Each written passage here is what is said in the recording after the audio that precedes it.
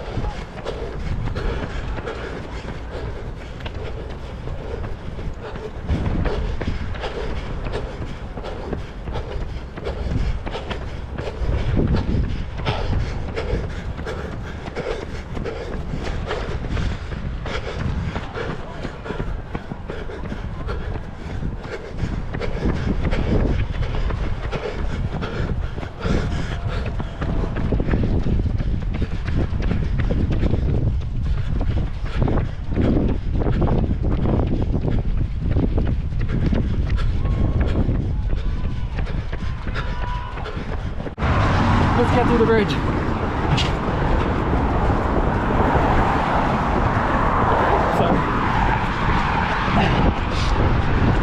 Doing good? Yeah. Dude, that uphill was that was fast. I know.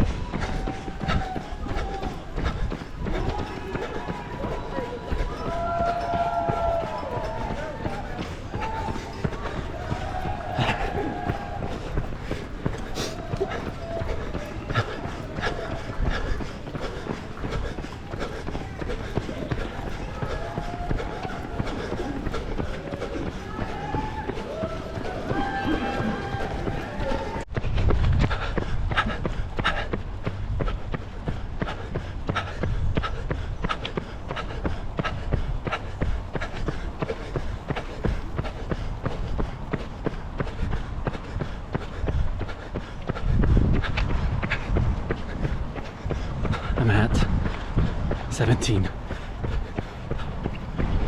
Still fresh. Woo! Let's go! Almost there! Woo!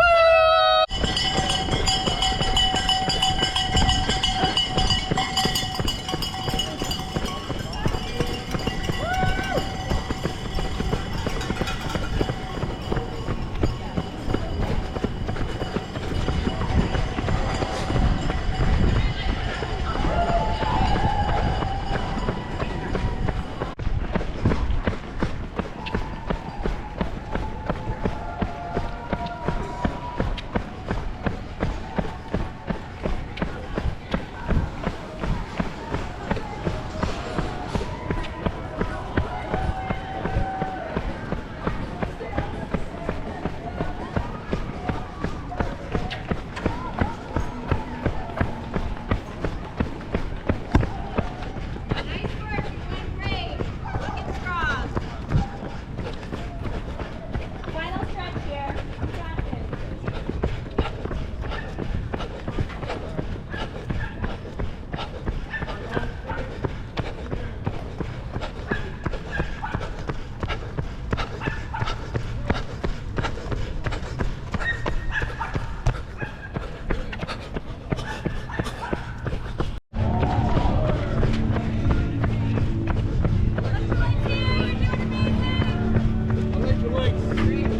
Thank you.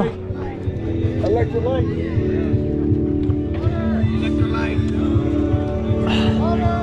Thank you.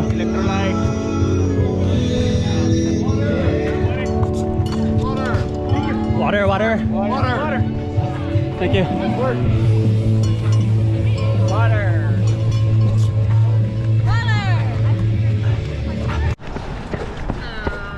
Hello! Yay!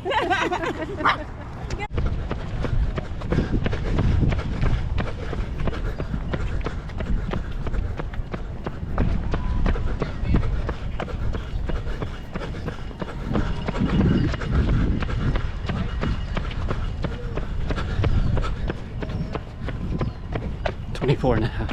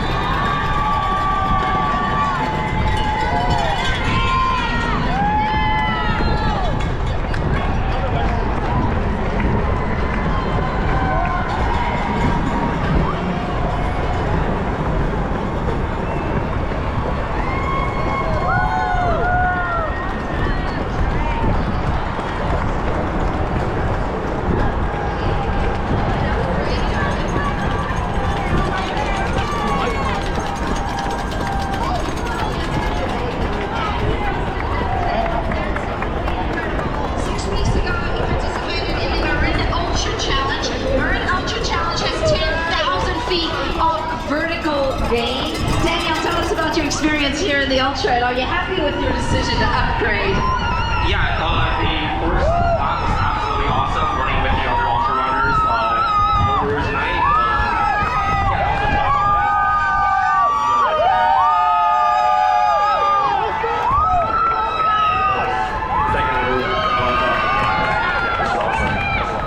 Very cool. Thank you, Daniel. Daniel's only 21 years old. Daniel, what is the draw to ultra marathons? What makes you want to do this crazy stuff? That's a great question.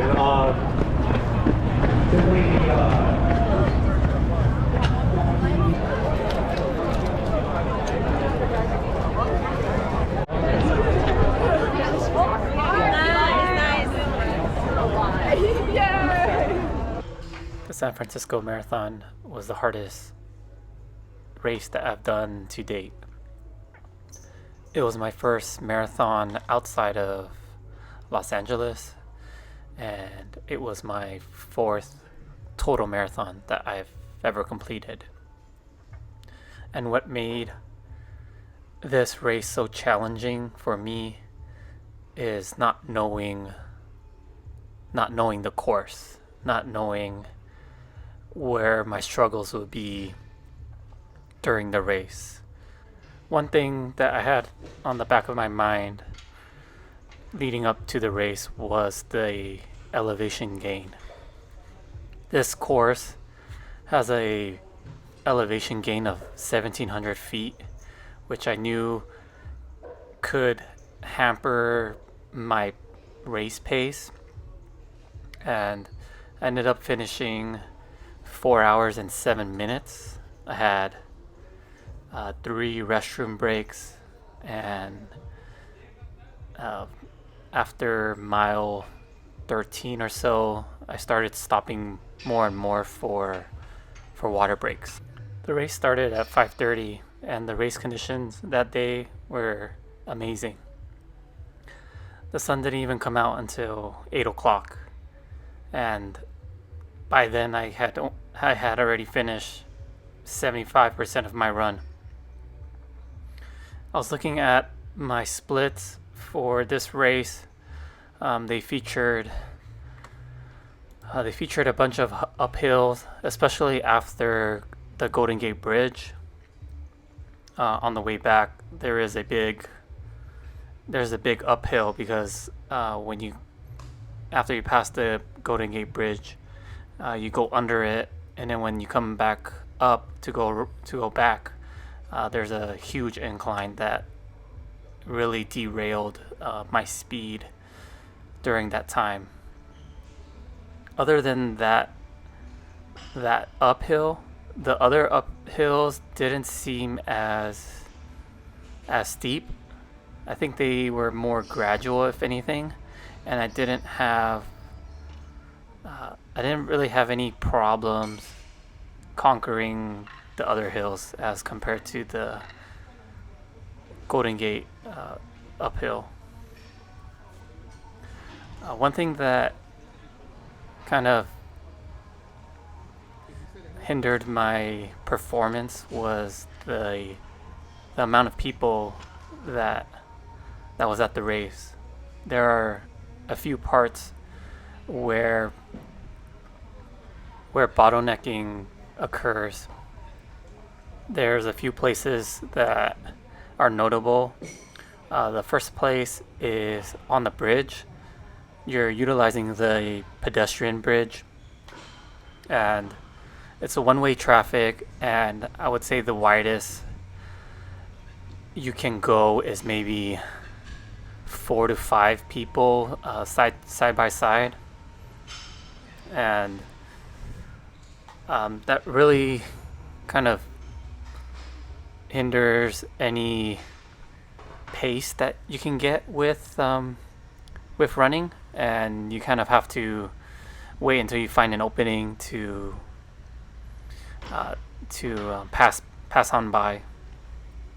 Another spot that occurred was around Fort Mason. That was because the SF Marathon has different races They have the marathon. They also have 2 half marathons. One half marathon ends at the same place as the marathon, and the other half marathon starts at Fort Mason. So during my run, I ran by the start line of one of the half marathons, and there was a number of people lined up for that race as well. So that factor, along with the bridge for the first half of the race, really hindered any pace that I could get, that I wanted to get. All in all, I think this race is a perfect challenge. It's something that I have never endured before, and I really had fun. I really had fun going through San Francisco because I didn't have a PR in mind. I just wanted to enjoy the process of running and making sure nothing in my body hurts during the race, which luckily I didn't have any issues with cramping, didn't have any issues with chafing, and all in all, it was a really great experience. This week I went very light on the squats, just given the amount of torture that I went through during the marathon. My hips are a little shot, and my legs are a little sore walking up and down steps. There's nothing that I'm unfamiliar with, and I know building back up is the best part. For my next training block leading up into the Chicago Marathon, I really want to test my speed, and by doing this, I hope to increase my personal best at the Chicago Marathon. What I think I'm going to be doing is really doing a lot more sprint, jog type of workouts for my runs, and really trying to increase my aerobic capacity in my lungs. So here's my split. I have it logged as 9 minutes and 8 seconds a mile, but on the race result website, I have it under 9:26, and that's due to the 3 rest breaks that I had. So whenever I had a rest break, my watch would pause my workout, but it doesn't pause while you're actually racing. That's it for this one, and I'll catch you in the next one.